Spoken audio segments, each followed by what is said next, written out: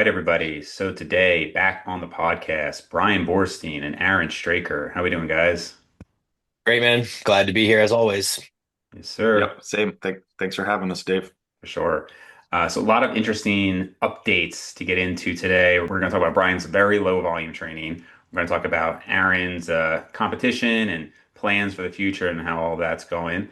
And then I just have some blood work updates that I think would be interesting based on our some recent conversations we've had. So I'll just jump into it with some of the blood work stuff. So I know Aaron, you and I, well, we've all been going back and forth on the like the glucose readings and everything, but I think you and I have had this similar issue of seeing these like very early morning high levels of blood glucose, fasting glucose, that honestly, until the CGM, I didn't really realize was an issue. And I don't even know if it necessarily is an issue. We kind of talked about this too. Is it even a problem? But for people listening, I've always had good glucose numbers on my blood work, and HbA1c has always been fine.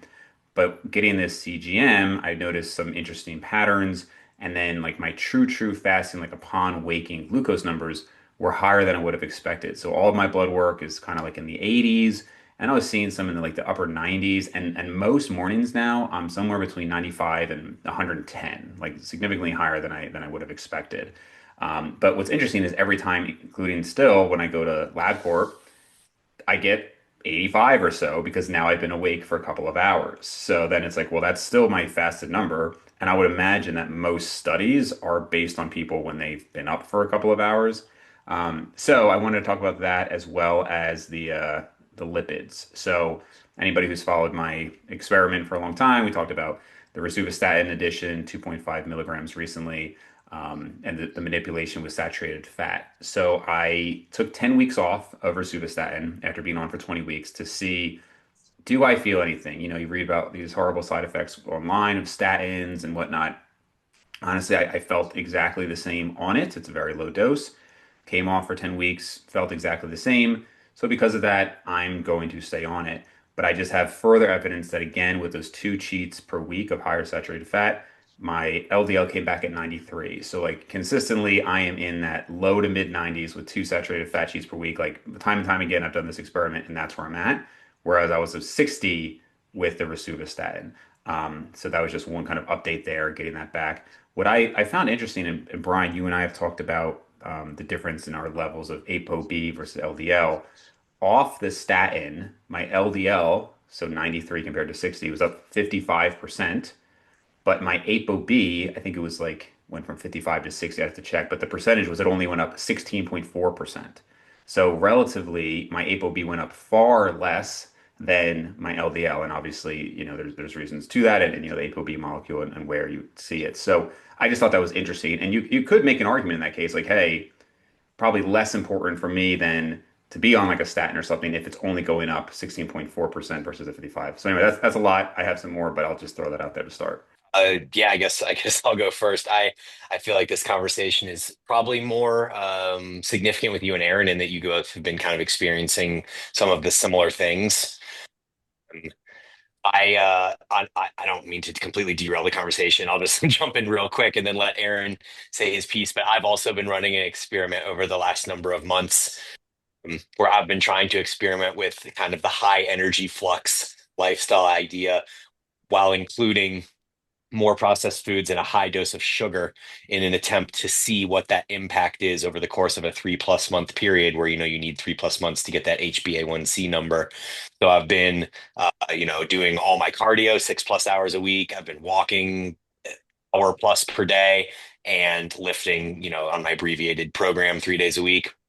So looking forward to seeing on my end what those numbers look like since it's been over a year since I've done blood work and I've been more or less running this similar experiment for that amount of time. So we'll see what happens to, I guess, a number of different markers here, but really curious on like the HbA1c, some of the stress response hormones, given that I've been training with such a higher dose of overall like kind of fatigue inducing volume across the different methodologies and things like that. Um, so yeah, in an attempt not to derail, I'll just say I got that blood work done yesterday. Okay. Should have that back in a matter of days, and hopefully update that on Aaron and I's podcast, Eat Train Prosper, once I get those results in. Oh yeah, yeah, definitely let me know. Can you just say one more time what this high level of activity that you're doing is since you're doing lower volume training? Yeah, yeah. So the lifting is 45 minutes, 3 days a week. We can get into all the specifics. It's actually maybe more like 4 days a week based on this modification that I just made to my 3 day a week program. We'll get into all of that if you want to at some point. Yeah. I'm doing cardio in 4 to 5 days a week, where they're between 1 and 2 hours average per session.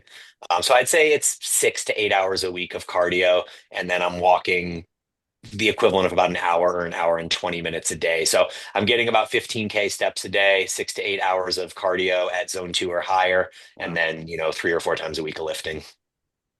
Cool. Cool. Cool. Brian, we'll do our blood work. We'll do a blood work update on the podcast. It was on my to-do list, and I was like, all right, I got this blood work. I should send it to Dave and Brian because whenever we get blood work, we typically share it. But I mean, I got blood work done like 2 days after my first show, um, Oh, and it was pretty interesting, right?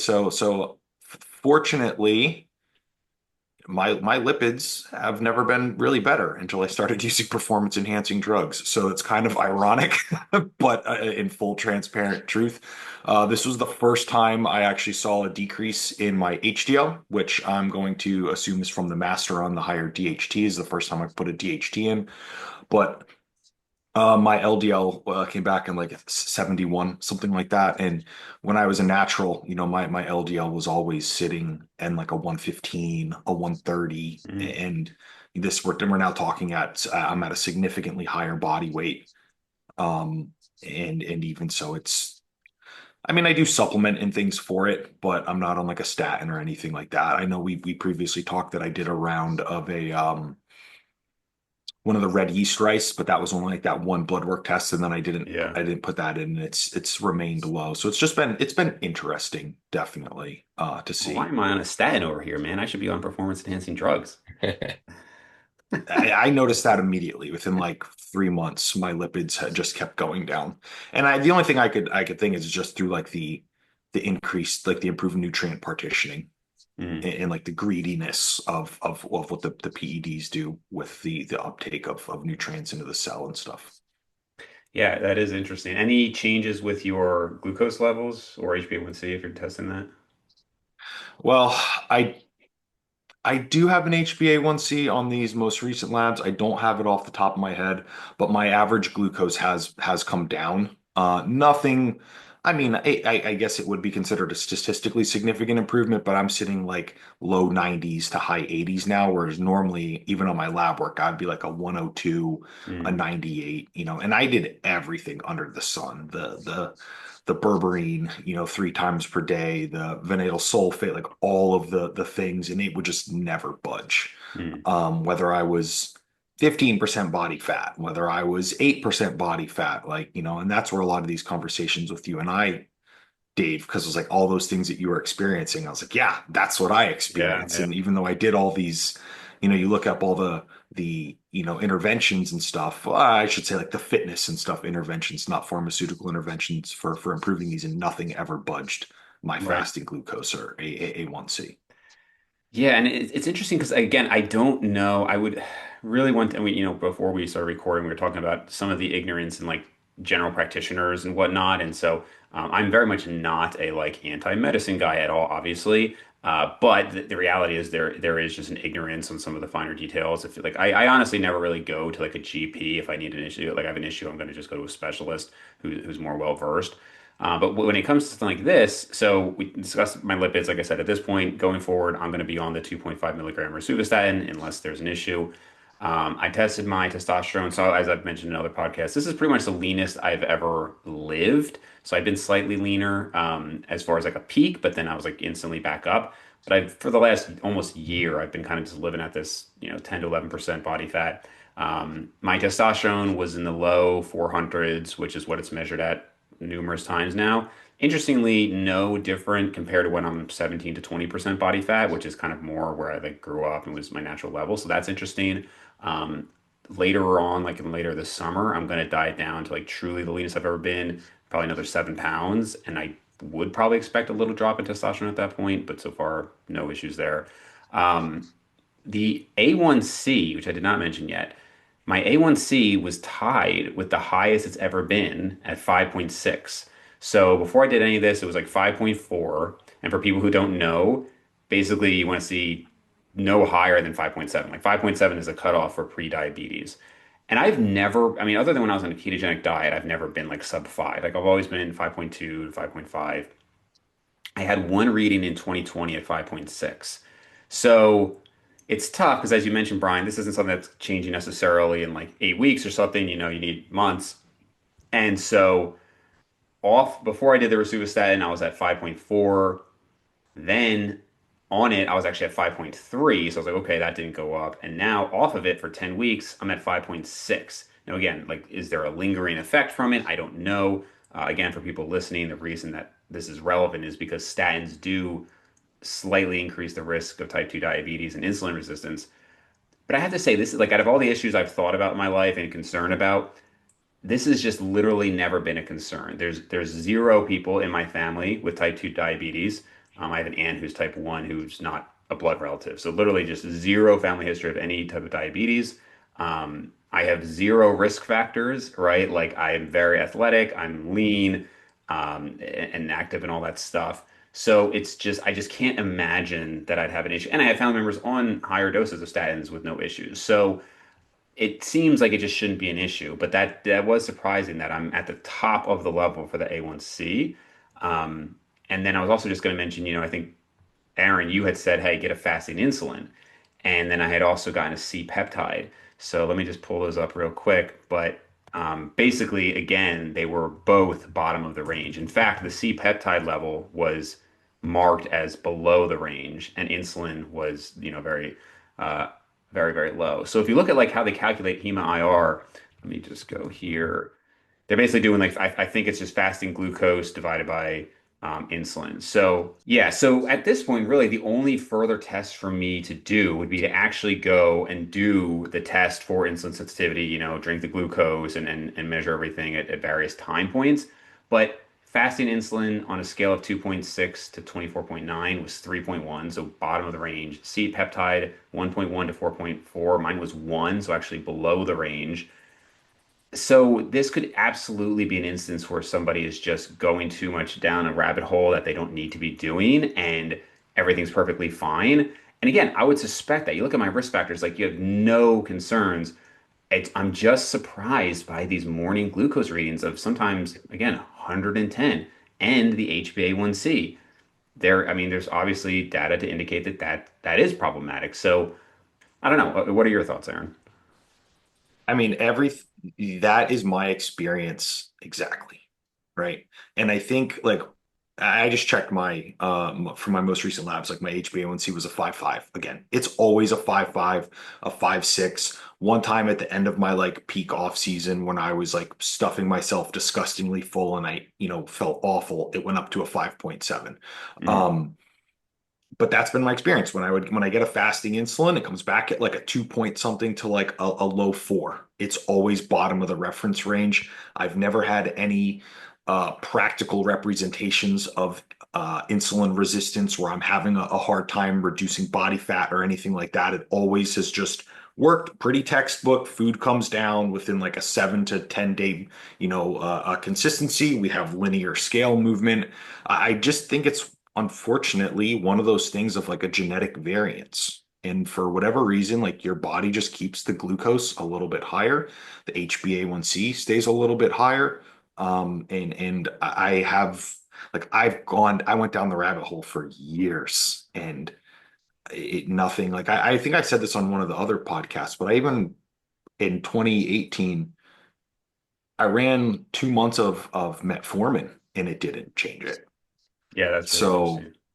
yeah, I think at this point it's something that I just look at it like another marker and I'm like, has it changed from my baseline, my norm? No, wonderful. But like something that I would say would be a point of concern to look for is like, is my fasting insulin, every 3 months, 6 months, 9 months when I test starting to climb? Like, okay, that's an issue and obviously want to get more information.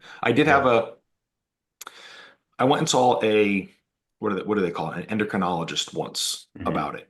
And he literally like shrugged and said, maybe, in your late 30s or 40s, you'll develop type 1 and your pancreas will, kind of shit out. But if things start to worsen over time, I would look at it then, but I wouldn't, I just don't think it's worth a concern. That's interesting. So Yeah. Have you ever done a I didn't ketogenic like the diet and answer at tested the it? time, but Yeah, yeah. Have you done a ketogenic diet and tested it? no. So I'm just pulling up all my A1Cs and I have 4.9, 4.6, 4.8, 4.8. These were all when I was doing a ketogenic diet back in like 2018, 19. So clearly, and I mean, obviously that would make sense. And I'm just looking at this like trend over time. I mean, back 5.3, 5.1, and then again, then I started doing the ketogenic diet. So I would like, I don't know the studies off the top of my head, but I know there are studies indicating even within non-pre-diabetic levels, so below pre-diabetic levels, lower HbA1c and glucose and mean glucose levels seem to correlate with better health. So that is where I would wonder, where everybody's like, oh, well, everybody hates on these doctors who talk about like, well, you're still in the normal testosterone range. Oh, well, why would I want to just be in the range? I want to be ideal, right? We've heard that a million times. Is that a similar thing where it's like, hey, I'm in the right range, but would it be better to be at a 5.1 for decades compared to a 5.6? Yeah. Again, I don't know. I bet somebody like a Peter Attia who would probably say definitely. I don't know the answer to that. I don't eat a ton of carbs. I do eat I probably have like a pound and a half of fruit a day, and I was kind of wondering, is that too much? I think we talked about how some of these like fruit bowls I'd see a pretty big spike in the CGM readings. Um, I don't know. I don't know. But if I had to guess, everything being equal, two twins, one's at 5.6, one's 0.5, everything else the same, I'd probably put my money on the five being marginally healthier, probably. Yeah, I I think think. sorry. Go ahead, Aaron. Finish up. No, I was gonna say like, yeah, I think I would agree with that marginally, but I think if we're talking about like health outcomes, right? Like what is the ultimate goal? Preventing the number one cause of mortality for an American male in the United States, like cardiovascular disease. Like, or are we like if that's what we're really defining, I think marginally, but there's probably something else that can pretty much railroad that, But I think it all comes down to like how you're actually defining what the outcome, what the primary outcome that the desire is for. Sure. And on that note, importantly, I will note one, I had Brian, or I said Brad Stanfield on the podcast recently, and he said, hey, even for people who are at an increased risk of type 2 diabetes, the benefits of statin, they're still like their actual official recommendation is to still take a statin because of the benefits there. Two, I mentioned that these low readings of my own were on a ketogenic diet, but I can tell you on a ketogenic diet, my LDL skyrockets, and I'm sure that would be a net negative to be living at a 200 plus LDL and probably decreased fiber, you're eating less fruit, obviously no fruit on a ketogenic diet. So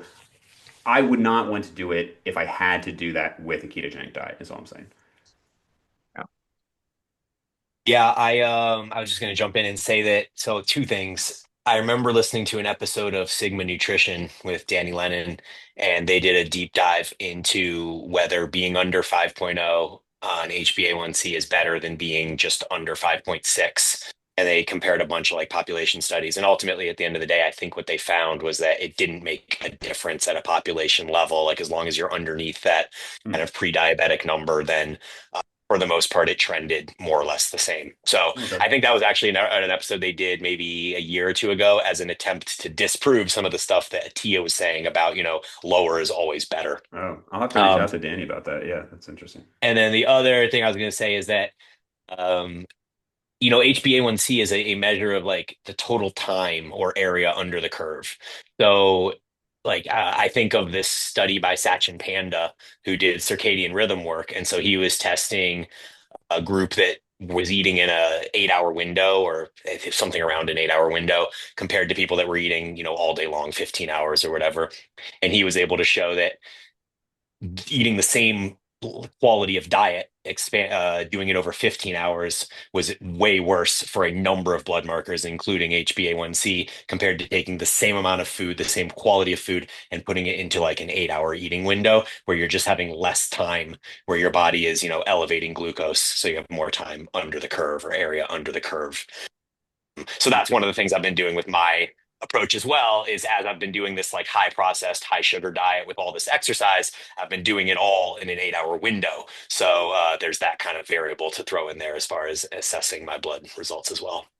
Yeah, I've always kind of wondered about the stuff with Satch and Panda, and because obviously there is a whole debate of, oh, well, people would talk about intermittent fasting being better for fat loss, and like that's mostly been disproven. And I'm a big advocate of intermittent fasting. I've been doing it since 2011 on and off, but it's the convenience factor, it's all of that stuff. It's not for the better results. It seems to me like every time I see some claim or study where it's like intermittent fasting was better for this, you look at it and it's like, well, because they actually ended up eating less calories, right? Or something along those lines. I'm not familiar with, I mean, I'm familiar with Sachin Panda, but not, I haven't like read his books or anything. I would wonder if they were perfectly controlling for everything.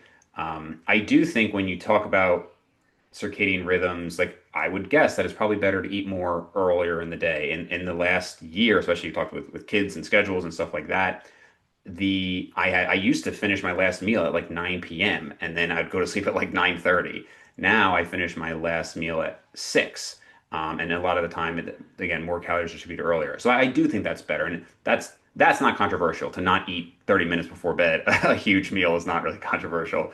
But I guess inevitably, if you're eating over 15 hours, unless you're sleeping very minimally, that means you're eating right next to bed. If eight's that magic number, I don't know. But yeah, I think earlier in the day makes more sense. But I would be interested to actually see somebody like kind of go through that research detail by detail and see like, were Yeah. they perfectly controlling for everything? Yeah, I also agree that I think eating earlier would be better and has been shown, at least in Sachin's and others' research, to be better when you take that 8 hour eating window and put it, from 6 a.m. to 2 p.m. or 8 a.m. to 4 p.m. or something like that.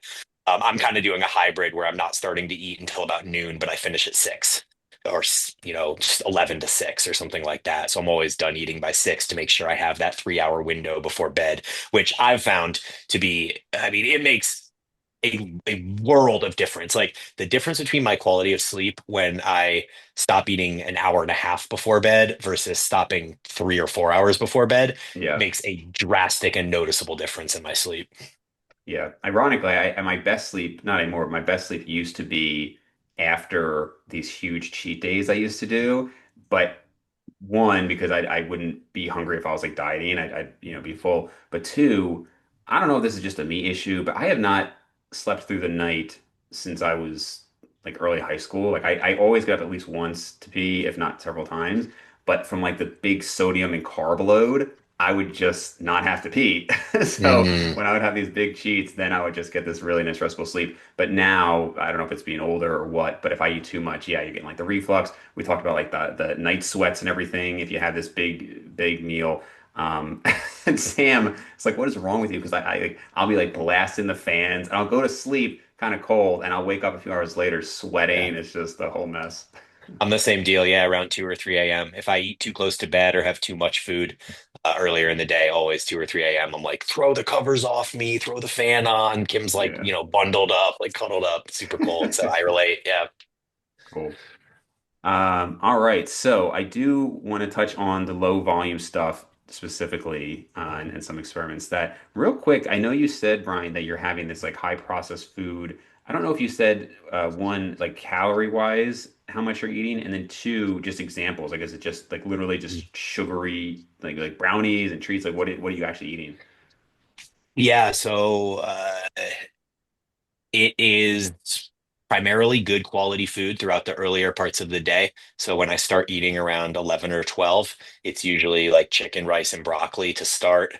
And then I'll usually have a snack a couple hours later with like, a David protein bar or a Quest bar and a bagel and some fruit and maybe like a little bit of cheese or nuts or something like that. And so all that's like pretty decent food for the most part. And then as I get to dinner, it's kind of like a replica of lunch to start. So you'll have like a meat and a starch and a fruit or a veggie.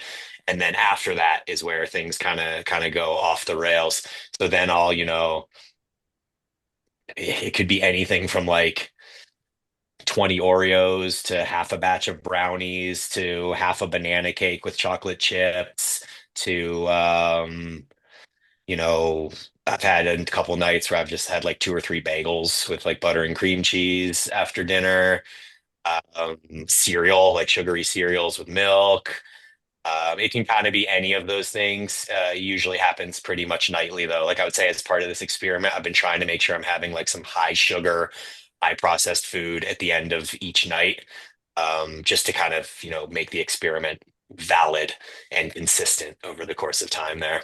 There, there's a clip from like one of our past podcasts that I'd love to just overlay here where you said like, yeah, in the next year I'm really going to be more conscious of what I put into Yeah. my body. Right, And right, then right, right. And just then I did this list. instead. Yeah. But the other thing to answer your question and kind of put a bow on it, I think, is that I'm weight stable. And so that's the two kind of interesting confounding variables here are that A, I'm doing it in the smaller eating window. So my goal being like, hey, if my glucose spikes really high for this 8 hour period, or even in my case, maybe it's a 2 hour period, then I have, 16 plus hours a day where I'm not consuming anything. And so there should be more area under the curve. And then being that I'm weight stable. I mean, Yeah. most of the studies will show that even if you have a high sugar, high processed diet, if you're weight stable, you're not showing a ton of negative implications on your blood work. And so I'm just curious to see how that is for me individually, because I'm sure within that range of the population not being affected by weight stable sugar consumption, I'd like to know if that's the case for me as well. I would bet that your blood work's going to be pretty good. I'd be surprised if it wasn't, but it'll be interesting to see. And honestly, that the way you're doing it is exactly my preferred way, and it's also I think part of why intermittent fasting and like stuff with the keto body got popular. It's like eat kind of normal, and then you get this really big feast. And again, maybe the circadian rhythm literature would say ideally that feast is the first thing. But you and I have talked before, Brian. Like when you have a big cheat, if it's like early in the day, you just don't really want to eat normal food after that. It's just like very Yeah. unappealing. If you have Well, like and I this, don't even want to cheat earlier in the day. yeah, It's it's like just not even desirable. Like I wake up and I'm like not hungry, and then the first thing I eat, I'm actually like craving healthier mm, food and less palatable food. And then as the day goes on, the desire for palatable food increases. yeah, yeah. Yeah, so Brian, for people who, because I don't think you were doing the super low volume at our last podcast. Maybe you were just starting it, but now So it's been a while. yeah, I think the last podcast, I think I was still in the mix of kind of doing 2 times a week full body, which was low volume simply by the frequency, but the amount of volume that I was doing per muscle group was certainly higher than it is now. So back at that point, I was doing around 3 sets per exercise twice a week as full body. So I was still hitting about 6 sets per muscle group across the week. Mm, And now, what I've been doing for the last 2 months or so, maybe even longer at this point, is I switched to a 3 times a week full body, but I dropped everything down to 1 set per exercise. So I'd basically be hitting each muscle group with 3 sets across the course of the week. And that was actually working phenomenally well. It's still working phenomenally well for my upper body. And that's been an interesting revelation of sorts because uh, it does kind of fit into that, dogma recently of 1 set 3 times a week means gains, but 3 sets once a week means maintenance type approach that you hear from Beardsley and stuff like that. And for my upper body, it's been like insanely productive being able to just, take that 48-hour recovery window from Monday, Wednesday to Friday and hit each exercise with one hard set to failure and beyond.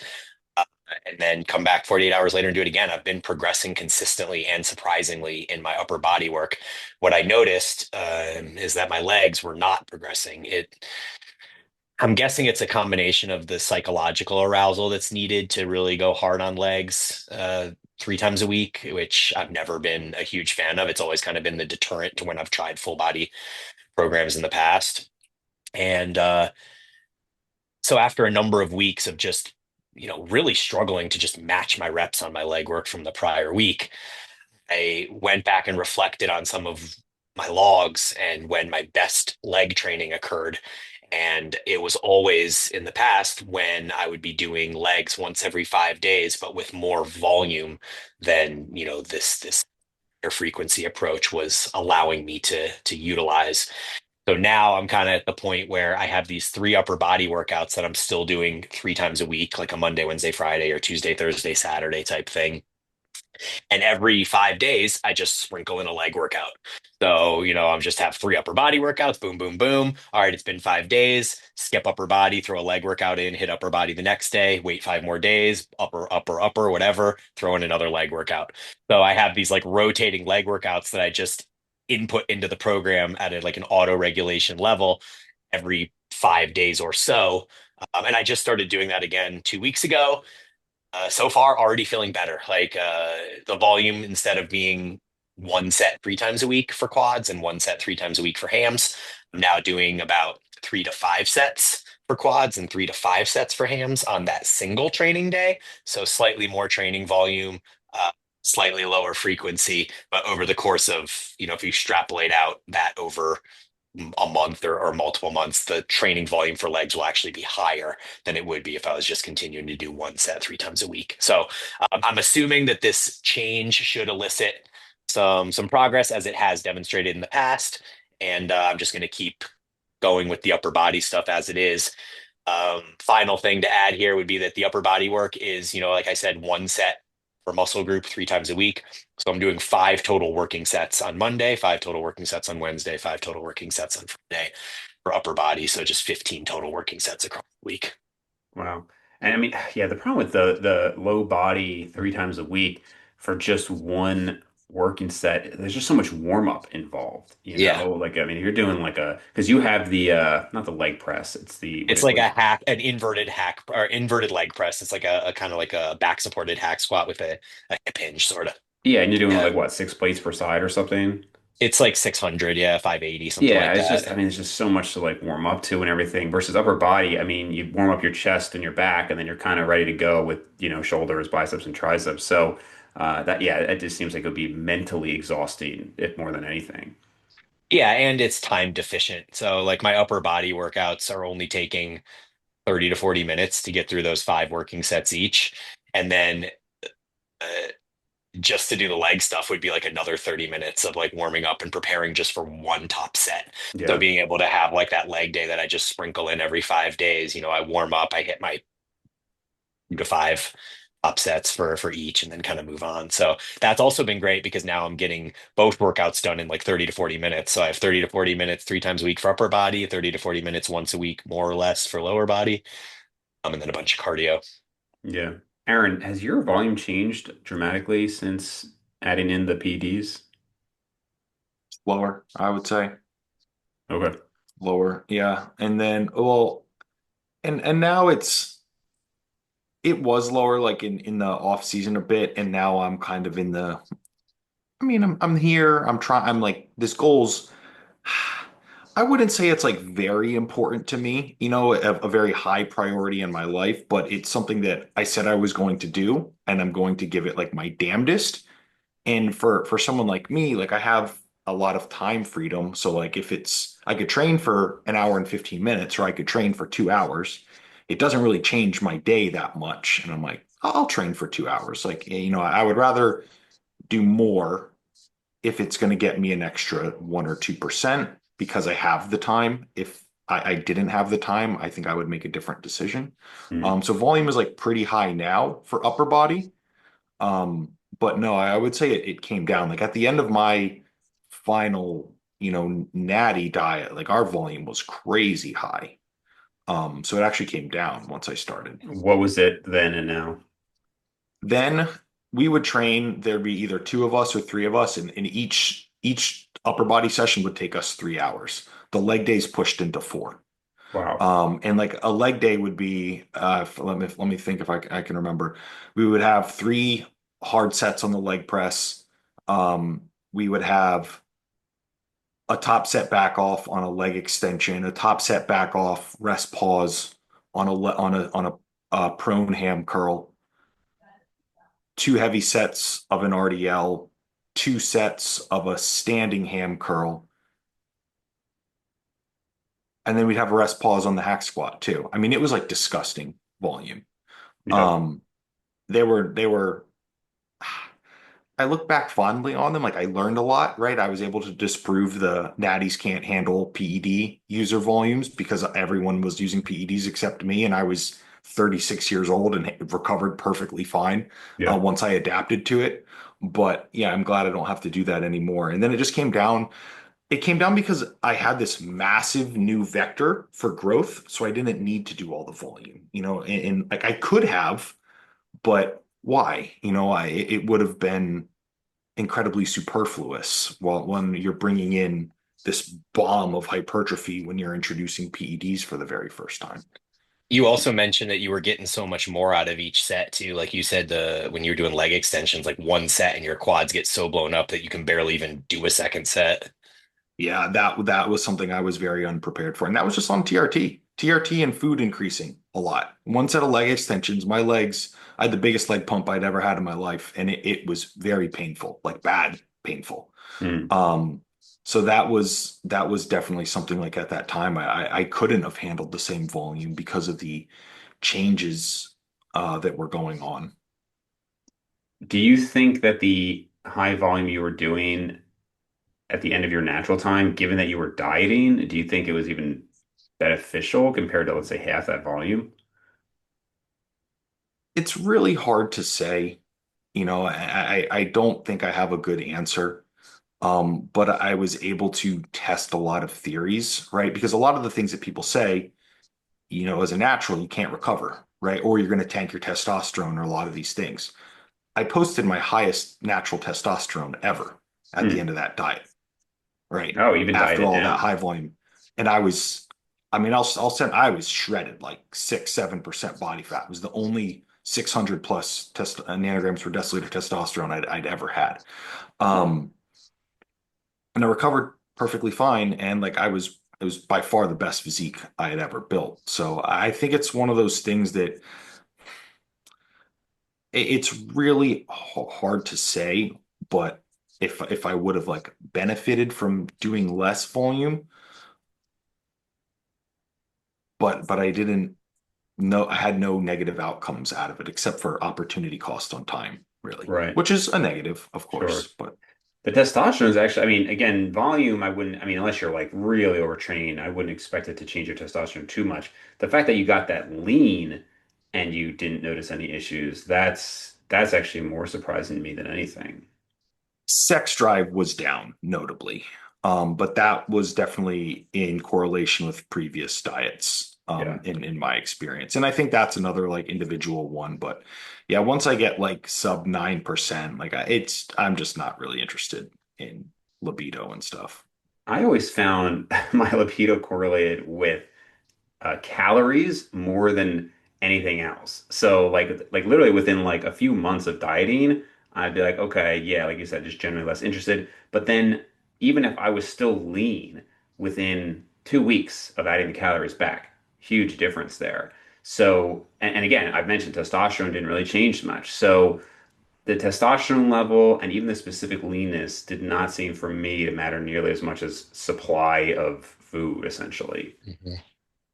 Yeah, that makes sense. It's probably environment related, and obviously food availability, it plays a massive role in the environment. Yeah, yeah, for sure. So Brian, with the low volume, because I said before, like I've done low volume, very high volume, not to the extent that you have or that you're doing now.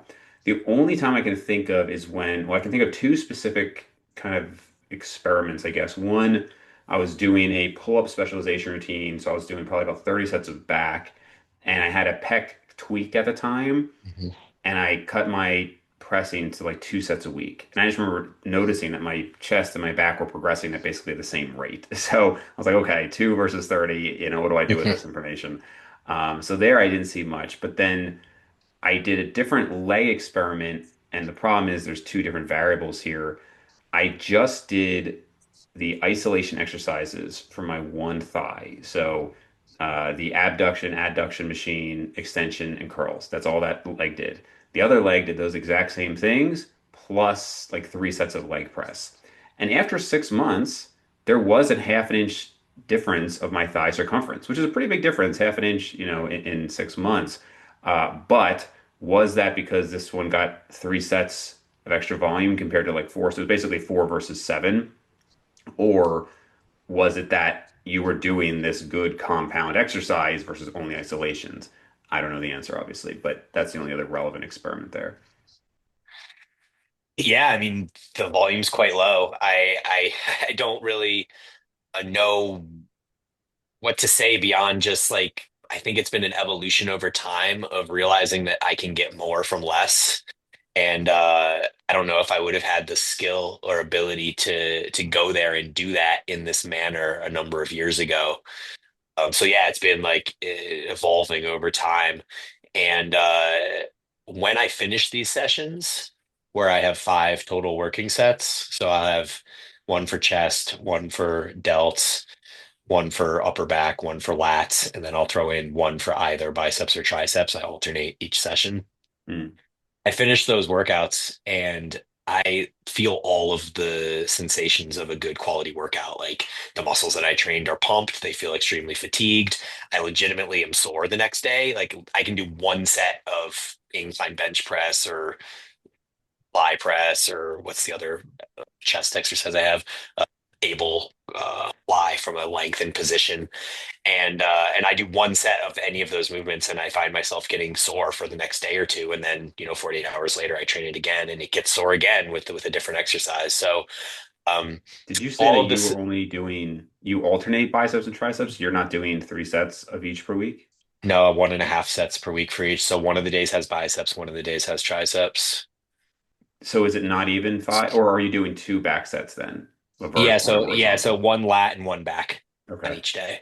Because Wow. I just think they're completely separate. The way I execute the movements, like I really can feel as if I'm sending the signal specifically to one area where one exercise is in the sagittal plane focusing on humeral depression, and the other one is more in the horizontal plane, focus on elbow abduction a little bit more.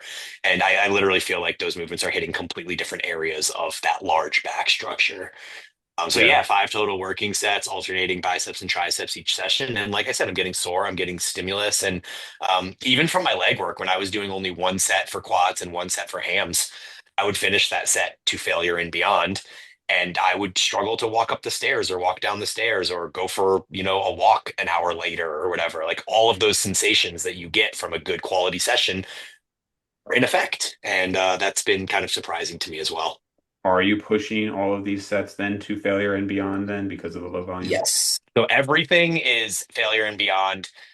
Hack squats and pendulum squats are just failure because I'm not going to go down and try a partial. There's just no reason. But any movement that's conducive to even doing a 25% rep at the bottom, I'm going to try a few of those once I hit failure just to kind of Hmm. hold myself accountable, make sure that I'm getting all of the stimulus that I can out of that.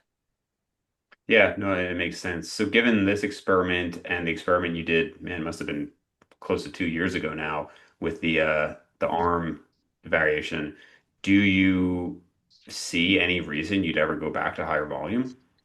No, I really don't. And part of that might be the nihilism associated with now being, early to mid 40s. I'll be 43 in August.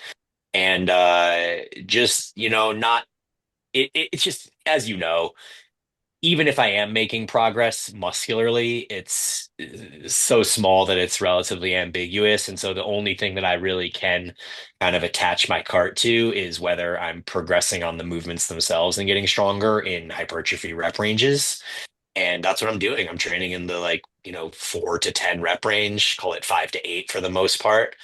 And I'm adding 1 pound a week to pretty much everything. And I'm continuing to not just match reps on some exercises, I'll add a pound and I'll get an extra rep. And I'm like, wow, that was surprising. I didn't see that one coming. But on the other exercises, I just keep adding a pound a week, pound a week, pound a week, and go to failure and beyond and matching reps. And it seems as if performance is improving. So, yeah, I can't imagine ever getting to a point where the time sacrifice feels worth it to Mm. do more volume because even if I am going to get marginally better results by training with more volume than I am now, the diminishing returns just make it so much less productive for me with everything else going on in life.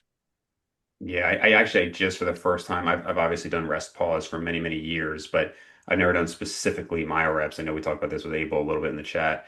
I just started incorporating them 2 or 3 weeks ago, And I really like them because I mean they're so time efficient, even more than my normal rest pause would be. And I was talking to Eric Helms a little bit. We kind of agreed like I don't know how you would count. Like if you did five myo rep sets, what is that equivalent to? Maybe three straight sets? I don't know. But we talked about like with like calves, for instance. It's like, man, nothing's really happening there. Do I want to be spending my time doing like 15 sets of calves a week? It's just very hard to justify these days. But if I can do like, three or four myo rep sets, barely takes any time, cool. If I even need that much volume. But the point is like the time efficiency and the reduced volume, both at this stage in the game, I think just make it more enjoyable. I haven't noticed any negative at all to dropping the volume. So yeah, basically just agree across the board. Yeah, I think that's good to hear. And I also think that I will probably at some point add in some myo rep work into my one single set, like even if it's just one myo rep set, just to see if, if I reach a sticking point where I'm no longer progressing with my 1 pound increments session to session, maybe the experiment is adding a myo rep set or two myo rep sets to each one shouldn't increase the total amount of time that I'm committing at all. Maybe it's like an extra 30 seconds to each Yeah, movement or something exactly. like that, but it would increase the number of reps that I have close to failure by close to double. Like if I'm doing a set of six now, I'm getting what, five effective reps in one set, do a couple myo rep sets, and you could double the number of effective reps that you get with 30 extra seconds. So I think Easy. that will be my next move if I stall out at some point. And really quick before we get to Aaron's contest, you mentioned Chris Beardsley. I mean, I know him by name. I'm not super familiar with him. You said he says three times a week, one set to failure is progress, one time a week, three sets of failure is basically maintenance. More and more I've seen people dispute the frequency argument and say, hey, it's just a way to get more volume, especially at lower volumes. Like basically, the only reason to do more frequency is if your volumes are so high, it doesn't make sense to do it in one session, is what I hear people say. I'm Mhm. actually a pretty big fan of higher frequency for a number of reasons, but what is Beardsley's argument there? Is it based on his research or what is that? Yeah, so the idea is that MyOps essentially only lasts for 48 hours. He's actually got some research saying it's in the 36 to 48 hour range.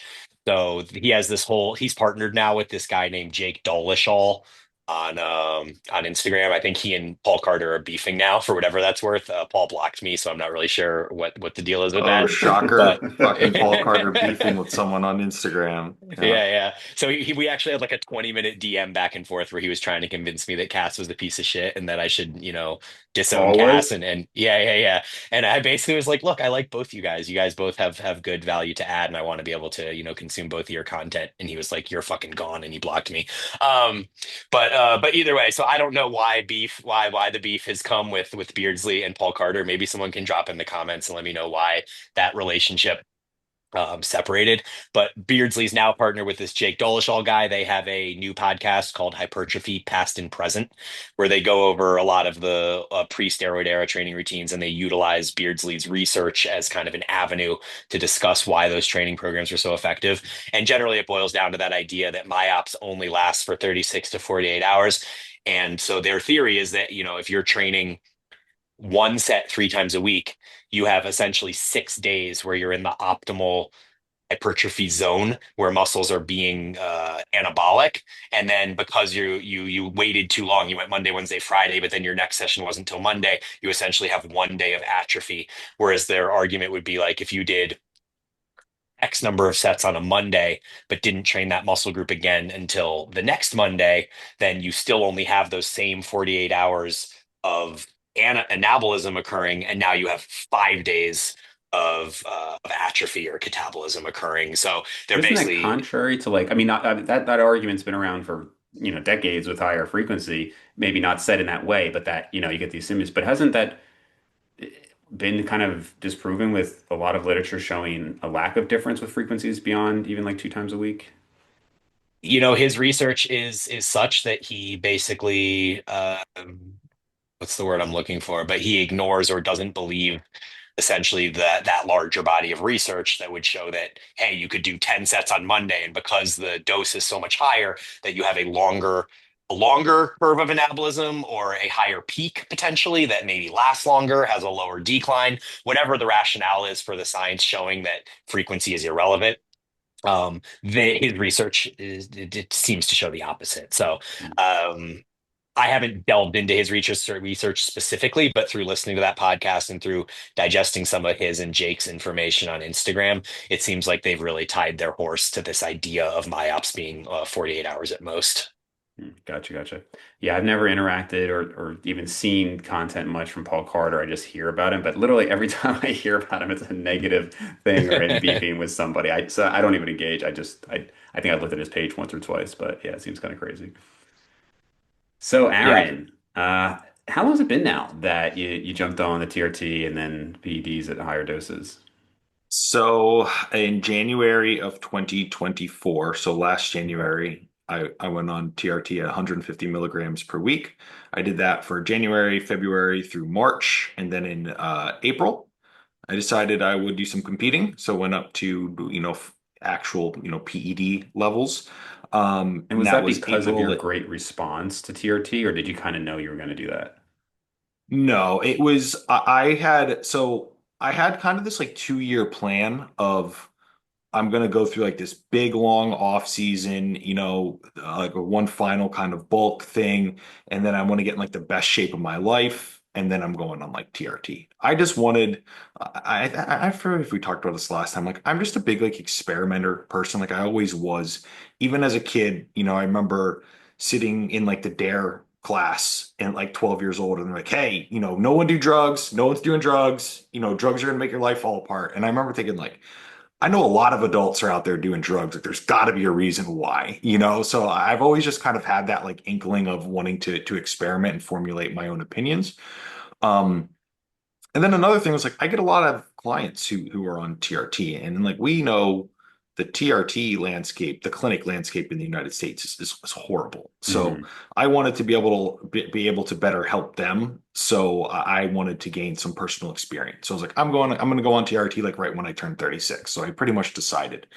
Um, and then I hadn't really set any goals past that. And like I said, it was a big, like almost 2 year long thing. And then it got to the end and I became very like empty feeling. I had built like my best physique ever, and I remember one day I was still continuing to do all my same protocols. And the one day I'm in the sauna and we were adding like a minute to the sauna each week. And I'm in the sauna dying it for like 24 minutes. And it hit me, and I'm like, why the fuck am I even in here still? Why am I doing this? Like, I'm absolutely miserable. I completed the goal like 2.5 months ago, and I'm still just like busted my balls in the sauna with no outcome or plan. And I was like, why? Um, and my coach had he said I'll suggest it one time. I'm only going to bring it up once, but I think if you wanted to, you could do pretty decently competing. So I had that kind of in the back of my mind, and I was kind of hunting for a new goal. And I talked, it was on my 36th birthday. Yeah, because I'm 37 now. Yeah, with my fiance, and I was like, I think I'll do like a season of bodybuilding. Um, and then that's when I decided, which was basically in March, but I didn't start until uh April because I was still making crazy progress on just that Yeah. 150. And then you basically, I don't know if you like would call it a bulk because I mean you didn't gain like much fat at all, but you basically went up for like a year before deciding to start dieting. Well, kind of. I got an injury in end of like the first week of June last year. I got a Hmm. hernia, Oh yeah, and then I yeah. had the operation right away. So then, basically, all of June, July, and August, I was just back on like TRT. My body weight climbing down, and Okay. I mean, I held on to a decent amount of muscle, but like you don't when you can't train, like you don't look great. Um, and then basically in like September, I was able to start like training again and then like putting things back up. So then I effectively went on a build from September until March of this year. Okay. And are you comfortable talking about like doses and compounds? Yep, super transparent. I think that's the only way to be. I mean, I get it. It's some gray area of legality. So I get people don't want to incriminate themselves, but like, let's be transparent. Like I'm a fitness coach. I make money off of these things, and I think it's incredibly from a poor integrity standpoint when people are out there like selling coaching and not disclosing that they're on PEDs and stuff Sure. because it just seems completely disingenuous to me. Yeah. So what did you get up to, let's say at the peak of bulk, and then how did you change that for a peak of cutting? Yeah, so peak of bulk, I only got up to I had a 236.5 was my peak. And in terms of dosage, I just ran two compounds, testosterone and boldenone. Um, both were at 325 milligrams per week and Oh, four units of growth hormone as well, which went in that like March or April timeframe. It's pretty much just stayed my standard. The April is sleep point on, four then, obviously. yes, yeah. And the sleep on that is amazing. Like Yeah, we talked about sleep a little bit earlier. I've as an adult have always been a very poor sleeper, and within like 6 days of growth hormone going and I'm sleeping like time traveling through the night. And I'm like, really. whoa. Yeah, I would say that by far the number one best part So for of lipids that and is the sleep, sleep. test and GH, that's my solution. Yeah, I mean, pretty much that is once I'm done, competing and stuff, that is my kind of just like ride off into the sunset, some testosterone and growth hormone and just cruise and sleep good and enjoy life sort of thing. Yeah. So yeah, I mean, 325 of each is really not high at all by many standards, right? I mean, that's basically like a very Mhm. much beginner cycle. Obviously the growth hormone, could argue synergistic effects and all that stuff. But so you didn't really have much time with just the PEDs then. You were pretty much on the growth hormone right away. Yeah, from everything that in of course me, like I'm a super because in full transparency, like, I was scared starting, scared. And and part of that is like I spent too much time like on the forums and on Reddit and reading things and reading all these like horror stories. And then, come to find out when people are just posting their opinions and stuff on the internet, like you don't know what their quality of their research is or what their diets look like or a lot of these other things. You really have to take it at like face value. But then we made this joke, I think on the last time we recorded. I got like 8 sets of labs last year because I was like Mhm. so scared about things. And after like the fifth or sixth one, I'm like, all right, none of my blood markers have changed at all, except like my lipids improved, right? And my glucose has come down. So I don't think these things in the quantities that I am using them, in the duration that I am using them, are nearly as, immediately deleterious as I had anticipated they would be. Sure. Yeah, I mean, and it's tough because obviously, like, what's the message you put out there to people? And you go back to Chris Bell's stuff and like, oh, where's the bodies and things like that, right? We'll Yeah, get bigger, faster, stronger.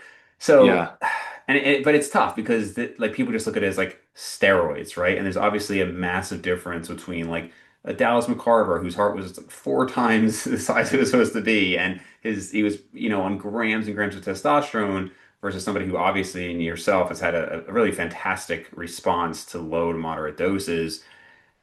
I mean, I would say it's obvious that if somebody was just going for health, yeah, don't take anything. I would say you're less healthy than you were before, but just globally, despite the mhm, blood work. Um, yep, but it clearly hasn't had like this massive, massive impact. And I do think like again, so many instances of these guys dying too young for sure, but the levels that these guys are taking is so dramatically higher. And I know people talk about this, like you look at the bodybuilders from like the 70s, most of them are still doing okay and all that stuff. So I like if I were to guess, if you stick to what you're saying, which time will tell because obviously many people say that they're going to come off and then mentally it's very tough. Um, mhm. if you really do just stick to like a couple years of this and then you're on like 150 TRT and 2 IUs of growth hormone, I would guess that it's not going to be dramatically worse if you're then again knowing you're going to keep your nutrition in check. You're probably going to drop down weight a little bit. Just kind of general thoughts on it. Yeah. That is my general thought as well. Although in being, I would say, appropriately introspective, that of course I want to think that because Sure. that benefits me to think that, right? Yeah. Right. Um, I also do think when this is talked about, right, we talk about steroids as a light switch. You're either on or you're off, which is Hmm. true. But in reality, it's more of like a dial, right? So you can have like okay, we're on a little bit of we're on TRT, right? That's like the dial is started. And then pretty much like depending on what class you get into is like the dial. Like I'm competing in men's physique, right? That's like the smallest, guys you go up to like classic, where you don't see where the bodies of the men's physique guys going down. Yeah. There's not really that many because they're smaller. They're using less doses, right? A lot of the people who have the issues are typically like your open class bodybuilders. They're on a lot of gear. They're also gigantic fucking humans who are Yeah. 300 pounds in the off season and stuff. So I do think it's a scale of a lot, but it's all relative to like ambition, right? Like I'm like I don't have any ambitions of going to the Olympia or anything like that. I'm like, I want to be on stage and look presentable and like be happy, but my priorities are like, I want a family and stuff, So I think it really helps with your own kind of mental,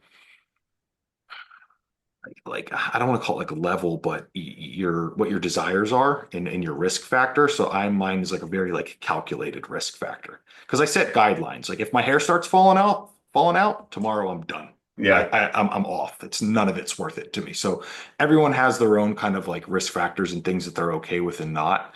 And mine just happened to be like kind of low. I was also really scared, but then I also think that it would be remiss of me not to share that like I have a positive response that I think I'm genetically fortunate to have that one.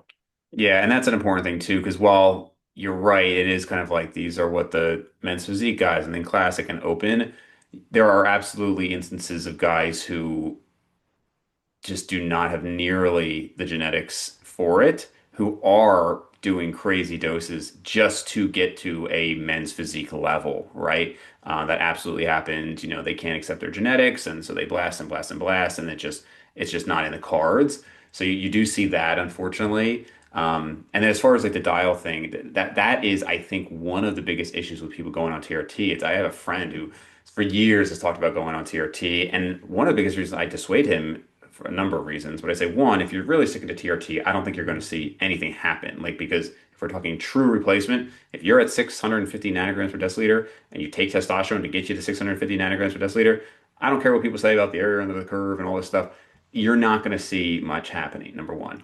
Mhm. Number two, once you do flip that switch, it's like an initial switch and then it becomes a dial. And so if you're natural, there's no option of like, well, maybe I'll just do a little bit more, maybe I'll just do more. You have to make a big decision to go on and shut down your body. Once you're on TRT, now, oh, you had a bad day, you had a bad lift, your self-confidence is a little lower. It's very easy to just turn that dial. Maybe that 100 becomes 150 and 150 becomes 200. And it just by having that blockade where it's like, that's just not an option. I think a lot of guys who have insecurities and whatnot would run into issues if it's just a matter of turning that dial. I agree 100%. And another thing that really isn't talked about is you have to learn how to manage things that you never had to learn how to manage. And there's like all of us, right? Like Brian's in his early 40s. I'm 37. Dave, I think you're in close age to me.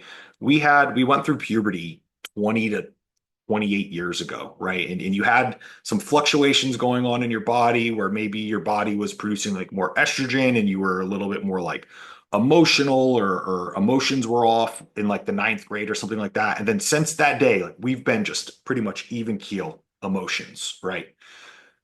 Your estrogen starts floating up and stuff, and you're learning things about yourself again, right? And things are impacting you in these different ways. You're like, why do I fucking feel like this? Well, like I've never felt like this. And then you get your labs work, and you're like, oh, my estrogen's super fucking high. Okay, I need to manage that. So there's it's not just everyone talks about the good sides of it, which there are favorable sides, but there are downsides, right? Your estrogen's going to float around. You're going to feel differently. Some people react badly in like relationships and stuff. Like it's not all sunshine and rainbows like the clinics and stuff make it Did you out to just be. notice like emotional swings or like crazy libido, or what did you notice? Like as far as I negatives? mean, one day in the gym, I remember it was literally on the T-bar row. and like a wave of emotions hit me, and I was like, fuck, dude, I'm gonna start crying. And I had to like turn around, and I'm like, what the hell just happened? And like I wasn't even like thinking about anything. It was like something just like bottled up and like pressed my cry button wherever that was, and I was like, what the fuck is going on? S- and like these strange things that just happen, and it doesn't in the way that I explained it, especially with clients, is like your hormones and stuff are kind of like this bucket of water. And as males, we're fortunate they don't really change and stuff. That bucket of water is sitting there. With TRT or PEDs, like you shake that bucket, right? And it's going to slosh one way, and then it's going to slosh the other way, and then it's going to like eventually settle over time. But that like sloshing is like things move around and stuff a bit, and you don't really know how things are going to be, and it can be like uncomfortable. And then learning how to manage, because what happens, you're like, fuck, my estrogen's high. Oftentimes people overcorrect, and the estrogen gets super super low, and then like your joints hurt and all these things. So there is a decent amount of management that can come into it, and that's just with TRT. Once you get into the PEDs, like it completely changes all over again, Yeah. right? So it is one thing I think that people don't talk about is you to do it well, there is a lot you have to learn, and it becomes this whole new like facet of things to learn to manage. Remember when you're like learning to diet and you're like, ah, well, these foods work, in fat loss and these ones don't, and these sorts of things. Like it's a learning process. Same thing with training, managing volume and like Bryan said, if I'm training my lats, like I'm training in a different way if I'm training my upper back. And then like these are these things to learn. It's the same thing with hormones. Like it's a whole new vector of like a learning process on top of it, except the risks are a lot higher than, Sure. nutrition and training. So you went through all that, you dieted down. Um, what changed with your dosage and compounds going to the contest, and then tell us how the contest went. Yeah, so things escalate, or were escalated for me going into contest. So testosterone is at 700 per week, which is pretty high. And then a DHT came in for the first time, Masteron, and that was at 500. And I just ran that for like the first 8 weeks, 9 week, no, first 10 weeks, I think. And then I think at week 10 or week nine, trend came in at 300, which I was very scared Mm. about. Um, So and you're then at about lo 1,500 and milligrams behold, total, I think you were saying. yeah, I think right around there. Yeah. And surprisingly, I feel no different. Well, I'm starting, like this week, I've gotten like rather irritable and stuff. So I definitely do think I'm having some of the psychologic impacts of the trend, but one thing I have like a journal session every morning, and I like check in with my emotions. I'm very transparent with my fiance, and I'm like when if I'm getting like testy, rude, anything like that, like you need to put me in my place. So I was very transparent about that because, like I said, like this isn't my priority. Like she is my priority. So I want to make sure if I'm ever overstepping my bounds or whatever, that she will, you know, stand up for herself and say like, no, you're being out of line right now. Like you need to shut it down. And then I'll be like, know what my priorities are and go sit in a corner or something like that. But I have noticed my irritability high, frustrations for little things high. But that really hit in the last like 6 or 7 days. Mm. But I've really also just started feeling the like fatigue and stuff. I was talking with Bryan, when we took a break, like climbing up the stairs at the gym is like really starting to hit me. I'm like, oh fuck, I'm What's your tired. weight So now? this morning I was 223.9. Okay. So as is, I guess, common, increased dosages while dieting. So you haven't really lost too much weight. I mean, you lost like 13 pounds from your peak. Um, Yeah. you're still getting stronger. Yeah. Yeah. Not like at an amazing rate, some things stall, um, but still getting stronger on average. Yeah. Wow. And so you actually had a competition already, but that was kind of like a primer for the real thing. Can you go into that a That little? was my regional. Yeah, regional is like it's just a requirement before you can compete in a pro qualifier. Okay. And how did you do at the regional? I won both of my classes. and then I took second in the overall. Okay. So then now you just have to compete in the regional, or you have to do a certain, you have to hit a No, certain level. it's like a check. It's just a check a box from like, you have to sign up for the NBC, and I think it's like a little bit of a money grabbing thing. But I guess it's also, I guess, to make sure that you're at least invested in putting money into more than one show and just not Yeah, yeah. showing up at a pro qualifier unprepared or something. So in theory, you could have done terribly at the regional and still gone to the pro qualifier. Correct. Yeah. Okay, but you did well. You got the pro qualifier in what, like 2 weeks now, 3 weeks? 3 weeks. Yeah. Okay. And at that show, presumably you will be a little lighter, right? Because you want to be pretty tight for that show, I'm guessing. Yeah. So we only did a food manipulation for the regional. Nothing changed. There was no like sodium manipulation, no water manipulation, no like orals or anything that typically come in the late stages Mm, of contest prep. It was like we're just going in, a 48-hour food load, and you get on stage. Yeah. okay. So and then growth hormone still at the 4 IUs the whole time. Yep. Yep. What oral would you be adding at the end for this one? Winstrol goes in, and then Proviron goes in at the very end. Okay. So towards the end of this, I mean, peak, you might actually be close to like 2 grams total. Like you will start to get up there if you factor the Yeah, daily. Yeah. actually. Yeah, yeah. Yeah. When you add those up per day, yeah, probably close to that. Okay. And then let's say you get your pro card. You think you'll step away? If let's say I win my pro card at the reach, so I basically have two pro qualifier attempts lined up, Okay. July 19th and then September 6th. If I do win it at the first one, the second show that I plan on doing has a pro show that weekend. So I'll just do the pro show. So like my schedule stays the same pretty much. Gotcha. Yeah. Okay. So if you win, you'll do the pro show, but then done with competing.